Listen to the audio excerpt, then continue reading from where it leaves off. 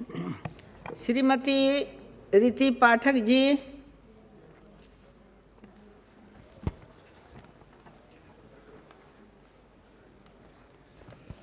धन्यवाद माननीय सभापति महोदय। मैं केंद्रीय बजट 2021-22 के रेल मंत्रालय के अनुदान मांगों के चर्चा के साथ समर्थन के लिए खड़ी हुई हूँ। माननीय सभापति महोदय, मैं सर्वप्रथम धन्यवाद देती हूँ माननीय प्रधानमंत्री जी नरेंद्र भाई मोदी जी को, वित्त मंत्री निर्मला सीतारमण जी को, हमारे देश के रेल मंत्री आदरणीय पीयूष गोयल जी को, और इनका आभार मैं व्यक्त करती हूं कि जिन्होंने रेल विभाग को इस भीषण महामारी कोविड जैसी जो भीषण महामारी फैली है, इस महामारी और आपदा के पश्चात भी पर्याप्त बजट इस मंत्रालय को उपलब्ध कराया। और इसके साथ ही मैं आभार व्यक्त करती हूं कि राष्ट्रीय स्तर पर रेल विभाग में हुए व्यापक सकारात्मक परिवर्तन व यात्रियों की सुविधाओं के लिए प्रतिबद्धता हेतु आदरणीय सभापति महोदय मैं धन्यवाद देती हूं। उसके साथ ही रेलवे विभाग के अधिकारियों और कर्मचारियों को, जिन्होंने कोरोना के संकट काल में आवश्यक वस्तुओं का परिवहन एक स्थान से दूसरे स्थान में कर आपूर्ति की और अपने कर्तव्यों का विशेष निर्वहन किया। अध्यक्ष महोदय, मेरी रेल बजट पर बोलने के लिए विशेष रुचि थी। मैंने बहुत ज़्यादा आग्रह किया था और इसका प्रमुख कारण ये है कि मेरा जो संसदीय क्षेत्र है वो रेल विहीन है और इसकी महत्वपूर्ण परियोजना ललितपुर सिंगरौली रेल लाइन है। माननीय अध्यक्ष महोदय, ये परियोजना मेरे संसदीय क्षेत्रवासियों का सपना है। सभापति महोदय, 24 साल पुरानी ये परियोजना, जिसके लिए आज मुझे खड़े होना चाहिए था कि मैं इस परियोजना के लिए कम से कम पूर्ण हो जाती और आज मैं ट्रेनों की डिमांड करती, रेल मांगती, नई ट्रेनें मांगती मैं, परंतु ये हमारा दुर्भाग्य था, ये हमारे संसदीय क्षेत्र का भी दुर्भाग्य था अध्यक्ष महोदय कि कांग्रेस की सरकार लगभग 2004 से 2014 तक रही और मेरे संसदीय क्षेत्र से बड़े दिग्गज नेता भी हुए, केंद्र सरकार में मंत्री भी रहे, फिर भी इस परियोजना को ठंडे बस्ते में डाल दीजिए। अध्यक्ष महोदय, मैं आपसे ये कहना चाह रही हूँ कि मैं 2014 में जब हमारे माननीय प्रधानमंत्री नरेंद्र भाई मोदी जी की सरकार आई, उसके लिए मैं धन्यवाद देना चाहती हूँ कि उस समय तत्कालीन मुख्य सचिव मध्य प्रदेश सहित सभी जिम्मेदार अधिकारियों को 2022 तक कार्य पूर्ण करने के लिए माननीय प्रधानमंत्री जी के द्वारा निर्देशित किया गया। सभापति महोदय, ललितपुर सिंगरौली रेल परियोजना की स्वीकृति सन 1997-98 में हुई थी, जिसकी पूरी लंबाई महोदया 541 किलोमीटर है और उस समय इसकी लागत 827.24 करोड़ रुपए आंकी गई थी। सभापति महोदय, मैं आपको बताना चाहती हूँ कि ये जो वर्तमान स्थिति है, मजदूरी, सामग्री तथा अन्य सभी का मूल्य बढ़ने के कारण इस परियोजना की लागत जो है वो वर्तमान में 8,248.50 करोड़, माननीय रेल मंत्री जी का भी ध्यान में आकृष्ट कराना चाहती हूँ कि इतनी ज़्यादा इस परियोजना की लागत बढ़ चुकी है। निश्चित रूप से ये हमारे सरकार के लिए आर्थिक दृष्टि से बहुत बड़ी हानि है।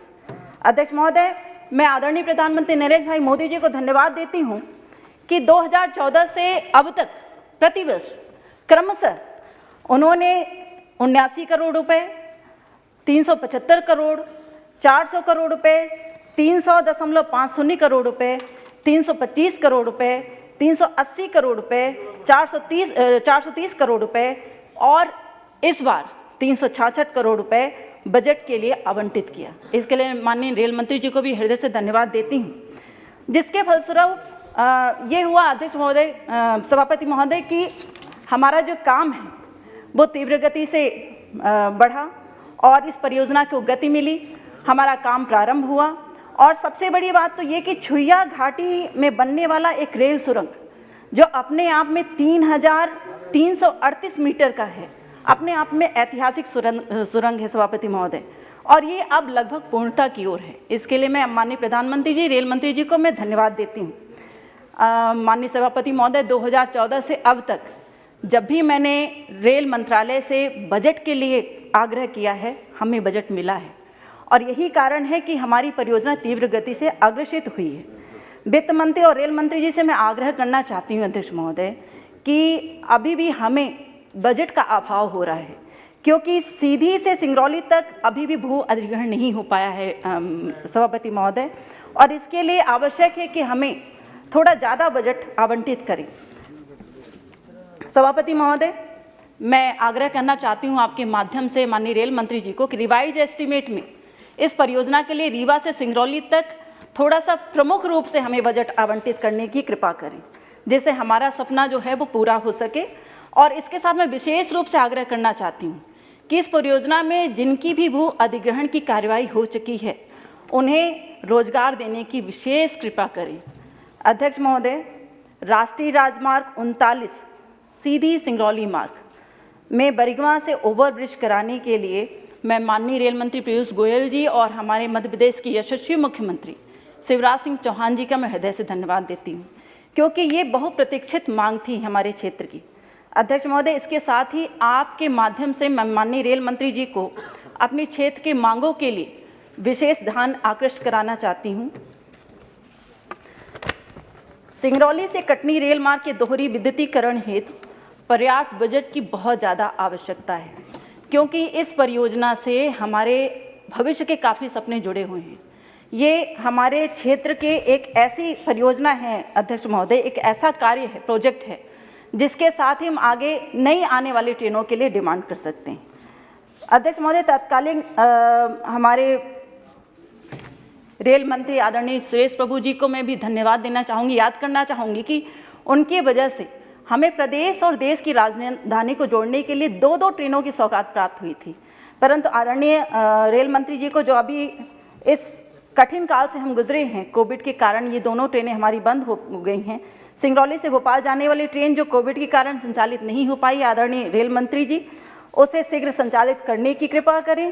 सिंगरौली से निजामुद्दीन जाने वाली ट्रेनें जो अभी भी बंद है कोविड के कारण, उसको संचालित करके 2 दिन तक कराया जाए और भोपाल वाली ट्रेन को नियमित कराने की कृपा करें।